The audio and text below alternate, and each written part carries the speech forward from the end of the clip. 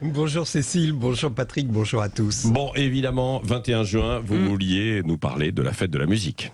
Ça ne pouvait pas vous échapper. Oui, depuis un peu plus de 2 ans, on a l'impression que nous sommes condamnés à subir un châtiment semblable aux 9 plaies d'Égypte. Qu'avons-nous fait? Avons-nous vexé les dieux pour qu'ils se mettent ainsi en colère? Est-ce que la dérive de l'humanité vers la connerie triomphante, la cupidité, le cynisme constituent pour les dieux une telle déception, une telle humiliation qu'ils ont décidé de nous punir? Toujours est-il que ça fait à peu près 2 ans, même un peu plus, qu'on a l'impression qu'un châtiment divin s'abat sur nous sans nous laisser le moindre répit. On a eu les attentats, le Covid, les effets du réchauffement climatique, une nouvelle vague de Covid, de nouveaux effets du réchauffement climatique, la guerre en Ukraine, une nouvelle vague de Covid, les pénuries, l'inflation galopante, les racailles, Stade de France, les mensonges d'État, les records de chaleur battus, les campagnes électorales caricaturales, une nouvelle vague de Covid. On aurait aimé respirer un peu avant d'affronter le combo infernal qui se prépare, constitué du bordel politique sans nom qui s'annonce, associé à une nouvelle vague de Covid. On aurait aimé respirer un peu, mais décidément, les dieux ne sont pas disposés à nous laisser le moindre jour de répit, puisque nous sommes donc le 21 juin, jour de la terrifiante fête de la musique. Pardon. Ouais. Alors, j'ai une pensée pour vous, mes amis, pour ce courage, cette abnégation dont vous faites preuve en allant tous les jours au boulot avec ces angoisses qui vous tordent les entrailles. La fête de la musique. En temps ordinaire, c'est déjà un calvaire entre les types qui reprennent Nirvana au ukulélé, les faux griots africains qui psalmodient des mélopées lancinantes en s'accompagnant à la coucourde. Vous savez, cet instrument constitué d'une sorte de grosse citrouille sur laquelle on a planté un bâton auquel on a fixé une corde unique. Je vous l'ai dit, c'est lancinant, très lancinant, d'autant plus lancinant que le gars ignore qu'il faut bouger les doigts sur le manche de l'instrument, mais peu importe, car pour les bobos de Montreuil en Sarwell qui les écoutent alanguis, la connaissance de l'autre est plus importante que l'ennui, et ils dodelinent de la tête à contretemps murmurant « c'est beau le mélange des cultures », tandis que les racailles leur volent leur téléphone.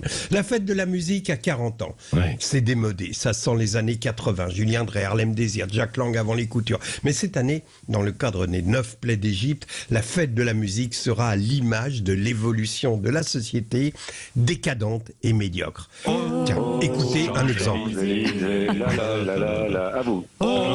Champs-Élysées. Ah oui, c'est terrifiant. C'est terrifiant, je vous avais prévenu. Tiens, je vais encore parler de Jean-François Copé. Oui, je sais, c'est lui faire beaucoup d'honneur tant il est le symbole du politique. Ça, en fait, avec Cécile tout à l'heure. Du temps d'avant, oui.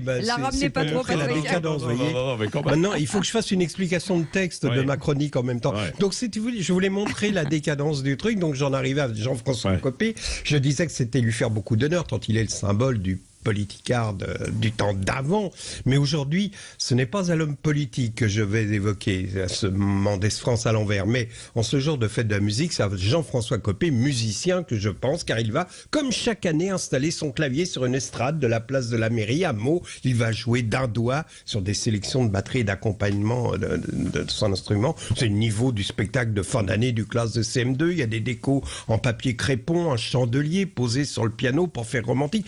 Copé, c'est l'école Richard Klederman, la kitscherie musicale. Si vous voulez, sur le plan musical, il est à Stevie Wonder, ce que sur le plan politique, il est à Mendès France.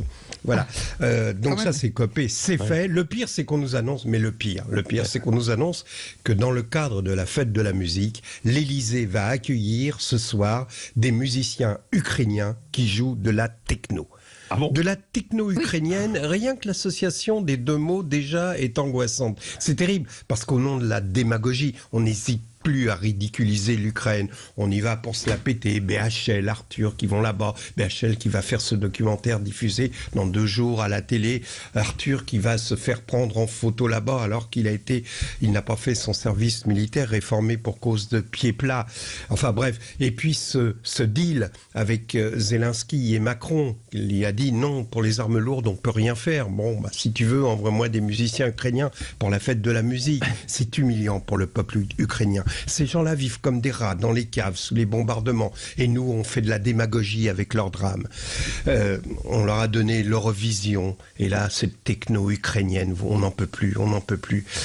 Donc, je vais vous faire écouter ce qu'est la techno ukrainienne pour vous donner une idée de ce qu'on va entendre ce soir à l'Élysée.